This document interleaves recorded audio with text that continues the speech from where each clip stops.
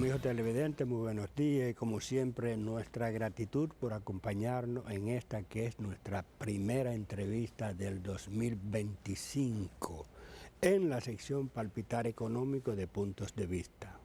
Hoy nos acompaña el ingeniero Teodoro Tejada, expresidente del CODIA y amigo de esta sección y de todos estos muchachos que están aquí. Buenos días, ingeniero. Buenos días, para mí es un honor ser invitado suyo en el primer programa de este año 2025. Y estar con tantos amigos aquí, ¿sabes? Y esos muchachos, que la verdad que son bastante gratos. Son de los suyos. Ingeniero, vamos a hablar, porque hay algo que parece que no tiene como una solución muy a corto plazo o muy visible. Es el tema del transporte, pero que está como muy atado a la ejecución de obras de infraestructura que permitan una mayor agilidad en el transporte, lo que implica menos congestionamiento y ahorro en el consumo de combustible. Usted como un experto en la materia, ¿cuál es la visión que tiene?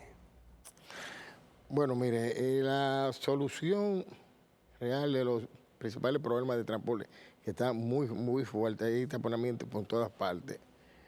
En los países, como ustedes conocen bien, que viajan mucho, se ha corregido bastante con los transportes, construcción de transporte masivo, de metro, monorriel y ese tipo de cosas.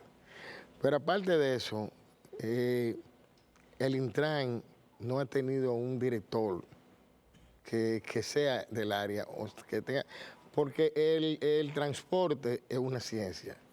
Hay maestría en transporte, hay doctorado en transporte.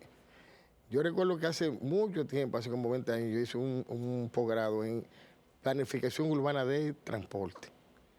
Entonces, cuando uno ve lo que está pasando, por ejemplo, yo mismo digo, pero que no hay alternativa. Primero, no hay el respeto del usuario. No lo hay. Usted está en una parado a donde hay 3 carriles, lo ocupan 6 carriles. Usted viene, por ejemplo, de la autopista Duarte, como yo voy a veces domingo, y después que usted pasa a Villa Altagracia, próximo al peaje que está haciendo, hay unos tapones, y cada uno va en sus carriles, pero en vez de 2 carriles, ocupan hasta 6 carriles, y es metiéndose por el paseo, por donde quiera, no hay educación, y nadie dice nada. Las autoridades no dicen nada. Yo venía ahora mismo por la Lincoln y veo unos tapones realmente que no tienen razón de ser. Porque después, yo estaba frente a Vimenque por ahí, pero después que usted pasa la 27, ya Lincoln y López de Vega ya no está ese tapón. Entonces, porque hay una serie de los agentes de la DGC que están ocupando los semáforos, intersecciones. Entonces, y muchas veces, cuando ven que un funcionario viene a tal hora, hasta que ese funcionario no pase. Pero es una serie que está pasando, y lo mismo con los colegios, parqueo doble, o sea, en horas de colegio, tanto para la mañana, por la tarde, no hay una educación. De eso yo soy un doliente. Y no hay nadie que yo vea que está trabajando en eso. Porque, por ejemplo, los tráficos que había antes, a los tráficos se les daba clase para eso.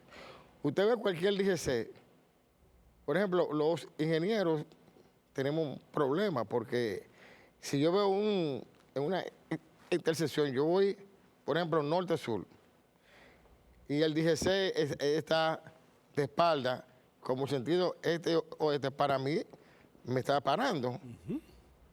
Y yo veo que todos los vehículos pasan y él dándole paso y yo como que me perturbo. O sea, porque no tienen educación. Cuando usted coloca el perfil, eso indica pase, y la espalda y el frente, stop.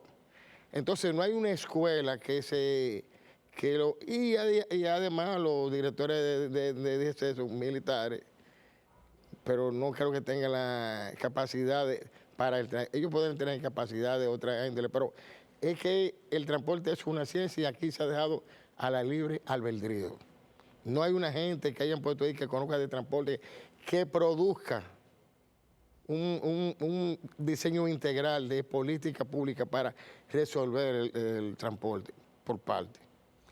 Aquí se anunció como una medida a mejorar por lo menos el flujo, una serie de paradas que serían, por ejemplo, en las 3 principales avenidas o carreteras, autopistas, para evitar el ingreso de vehículos que necesariamente no tendrían que entrar a la ciudad, sino si fueran transporte masivo, guagua, que se quedaran ahí y no fuera tanto la fluidez.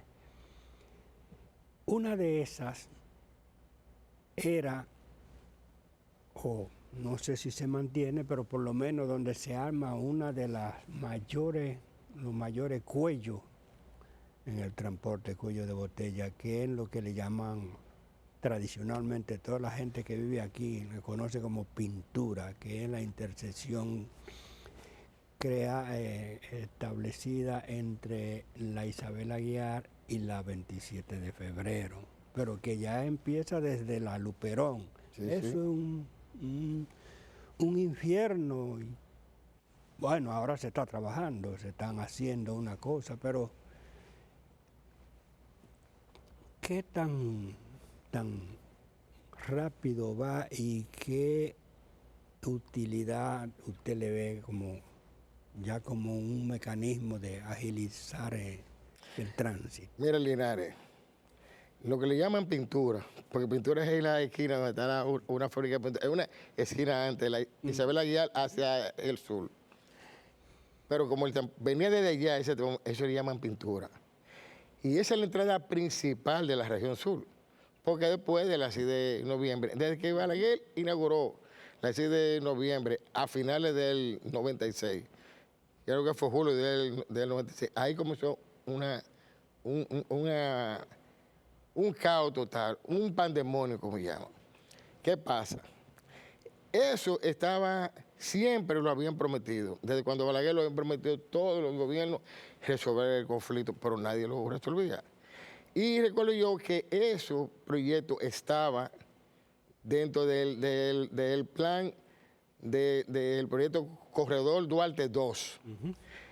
Y Danilo Medina, en noviembre del 2012, al iniciar el Corredor Duarte II con la construcción del paso de nivel de la 27, el paso de nivel, creo que es de la 27 con Tiradentes, porque con la de Filló y la Núñez la hizo Leonel con Víctor Díaz. Entonces, ahí fue una parafernalia y se dijo que se le iba a marchar a la rotonda de la 27, que está frente a la Fuerza Armada, y a Pintura. Y entonces, en enero del 2013, Gonzalo Castillo, que era el ministro de Obras Públicas de todos los tiempos, en ese tiempo, que le pedimos a Luis Abinader que no cometa el error nunca de nombrar a un ministro de Obras Públicas que no sea ministro de Obras Públicas. Y si nombra un ministro de Obras Públicas, yo creo que los colegiados debemos hacernos... O sea, que no sea ingeniero. No una marcha verde, no. Ligar la verde con rojo y hacer ese tipo de marcha. Porque no es posible ya que con tanto ingeniero capacitado, como hay un ministro que está pretendiendo llegar a ese ministerio. Oye, pero si usted es ministro y usted no es ingeniero, si usted quiere ese cargo, todos sabemos a qué va. Entonces, Gonzalo prometió construir ese proyecto en el 2013. No hizo nada. Entonces ahora el ingeniero del INE, Ascensión, que lo han atacado tanto con ese proyecto y con el 9. De hecho, yo he conversado con el ingeniero del INE y es una persona noble. Es una persona, yo creo que el único ministro que no ha tenido el signo de peso en la cabeza es del INE, Ascensión. Entonces, le marcharon el kilómetro a la intersección de la llamada Pintura Isabel Aguilar con 27. Se está haciendo un trabajo porque se hizo un rediseño, inclusive del INE, que es un tipo respetuoso de la seguridad jurídica, le dejó el contrato a los que lo tenían anteriormente.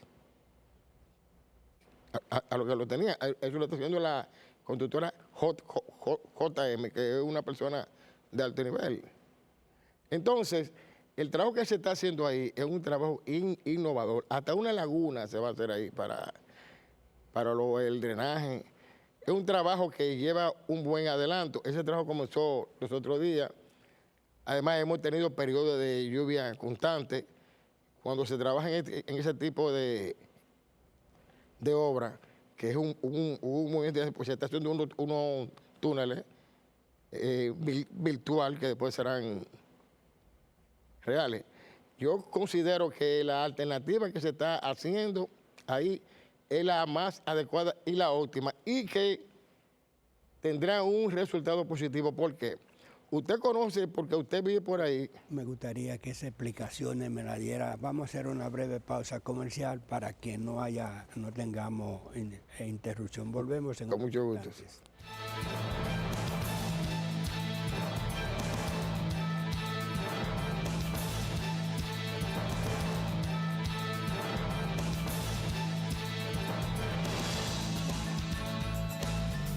Continuamos la conversación con el ingeniero Teodoro Tejada, expresidente del CODIA. Usted estaba haciendo un señalamiento de los beneficios que aportaría esa importante obra vial, de infraestructura vial que se está ejecutando en la famosa esquina Pintura, que veo que se están haciendo algunas como excavaciones. Que sí, unos túneles ahí virtuales. Sí, que sería una maravilla que se agilice, porque a veces yo algunos sábados que tengo que cruzar por ahí, me veo complicado, además de el riesgo de accidente con esa aglomeración y además el tiempo que se pierde. Pero usted señalaba que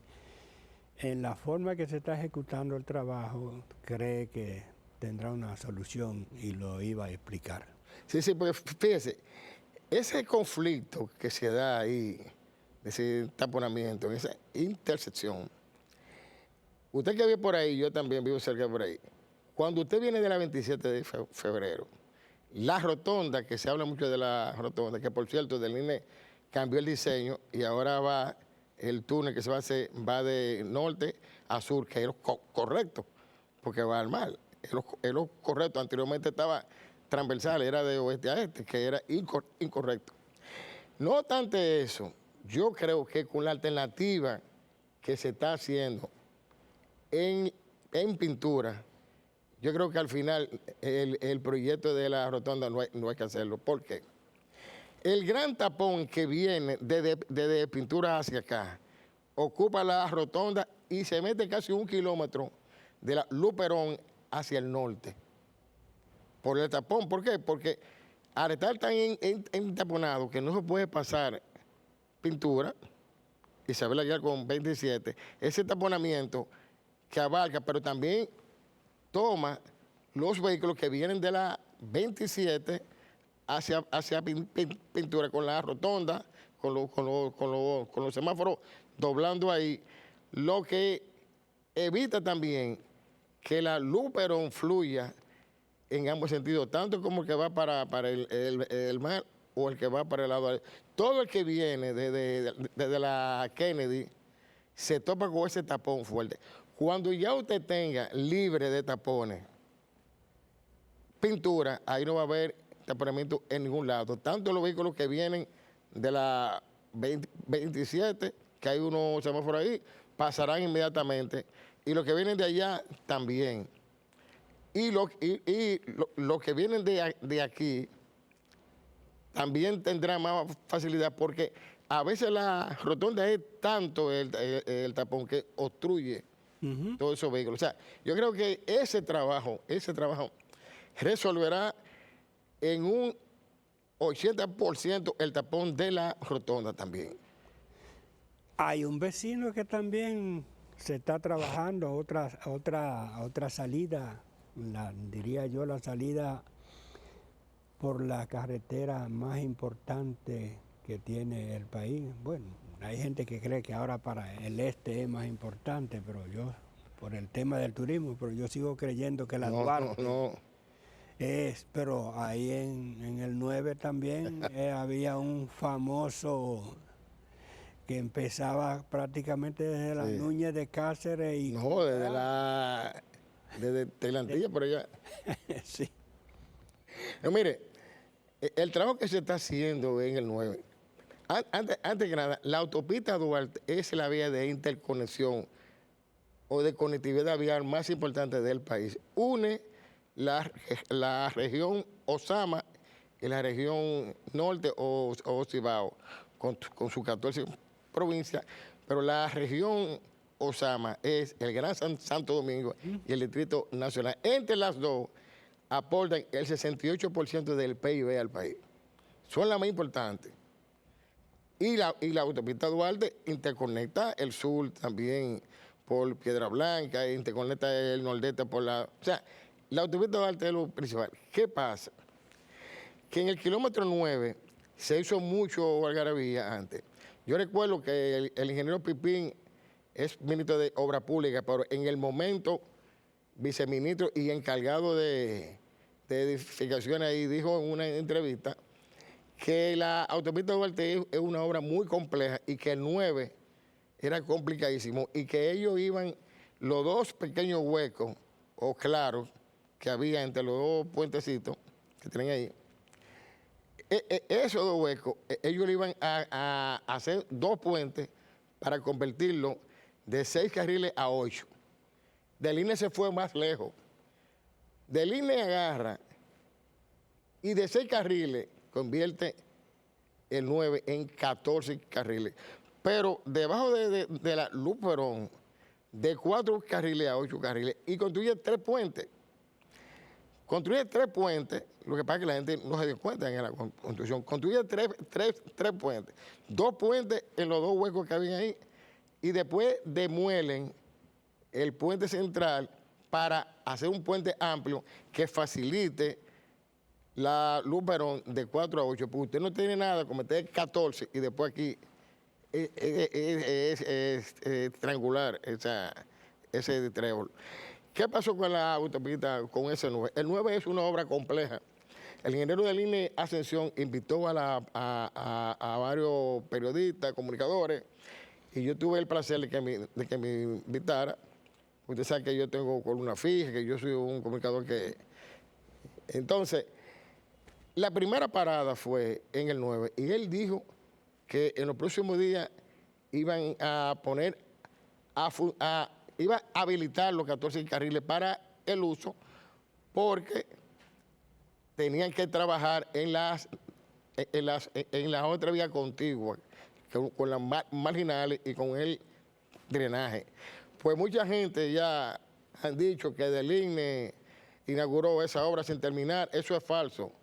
Él no dijo, yo estaba ahí. Él no dijo nunca que él iba a inaugurar esa obra. Esa obra es una obra compleja.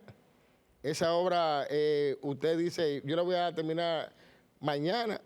Y cuando usted está trabajando, empiezan una lluvia incontrolable que usted tiene. Este año se pasó lloviendo el año entero y con esa lluvia no se puede. Yo creo que lleva un buen trabajo y lo importante es que la gente no puede entender que el ministro de Obras Públicas es un estúpido. Dice que voy a inaugurar la semana que viene diciendo él mismo que faltaba en la calle de interconexión y que faltaba el desalojo de los buhoneros y de los choferes que estaban ahí. Él dijo claramente eso. Lo que pasa es que aquí la gente dice, tú defiendes del INE. Bueno, yo defiendo a del INE como ataqué a Víctor Lía cuando era ministro de Obras Públicas y como ataqué a Gonzalo también. cuando era ministro de Obras Públicas, y a de Andino también. Pero Freddy Pérez hizo buen trabajo y yo lo defendí. Pepín hizo un buen trabajo dentro de lo que pudo, porque Pepín estaba atado. Pero del INE ha hecho un trabajo encomiable. Mire, marcharle a la autopista Duarte no ha sido fácil. La autopista Duarte tenía 169 cruces ilegales. Fueron eliminados y se están construyendo 22, óigame, retornos operacionales. Pero por demás, Linares, usted sabe que somos muy amigos y que yo he escrito mucho, que la autopista Duarte, cuando estaba en el ITIN, me invitaba mucho a eso, usted era el jefe de la sección economía. La autopista Duarte tenía 60 alcantarillas metálicas aplastadas, que hay unos socavones, que hizo un telines. Eliminó ese drenaje, hizo un drenaje nuevo, se está trabajando y le está ampliando. Esa carretera se inicia cuando la invasión norteamericana del 16 al 22 se inicia en el año 1917 y se termina el 6 de agosto del 2022. Después de ahí fue Balaguer, que a finales de su gobierno, del segundo periodo, entonces autoriza ampliarla a 4 carriles, porque antes eran de 2. Y Leonel Fernández, cuando gana en el 96, la continúa hasta Máximo Gómez, ampliándola a 6 carriles en esa área. ¿Qué pasa? Que en esa carretera se llevó en ese tiempo 26.000 millones. Y ahora están hablando de que la autopista Duarte cuesta 30.000 millones. Oye, la autopista Duarte incluso, para que no haya esos hoyos, porque se están corrigiendo y yo la veo. Ahora, para evitar que no haya esos hoyos mientras se construye, hay que cerrarla total y excavarle a la autopista Duarte entera 5 metros para abajo para sacar todo ese material, porque estamos en presencia de unos vehículos de alta resistencia. Ahora mismo, esos vehículos de doble trenes, doble remolque, esa volqueta que tienen hasta 58 metros cúbicos de materiales, no es lo mismo que un camión de 18. Ahora, hay mucho en las redes sociales hablando, pero el que está hablando es un ingeniero civil en ejercicio, que fui su secretario de Obras Públicas y sé de lo que estoy hablando. Y yo creo que con la autopista Duarte se está haciendo un buen trabajo hasta donde se pueda, porque usted trabajando con el tráfico de más de 170.000 vehículos diarios, no es fácil trabajar, es un trabajo complejo. Ingeniero, gracias y como siempre, yo cada vez que necesite una voz experta en estos temas le estaré llamando. Bueno, yo agradecido, pero yo voy a tener un pendiente más que usted al señor Cava. Porque si Cava no le dice que me traiga, usted no me trae. Bueno, y a ustedes, amigos televidentes, como siempre, la cita para el próximo domingo en otros puntos de vista. Hasta entonces.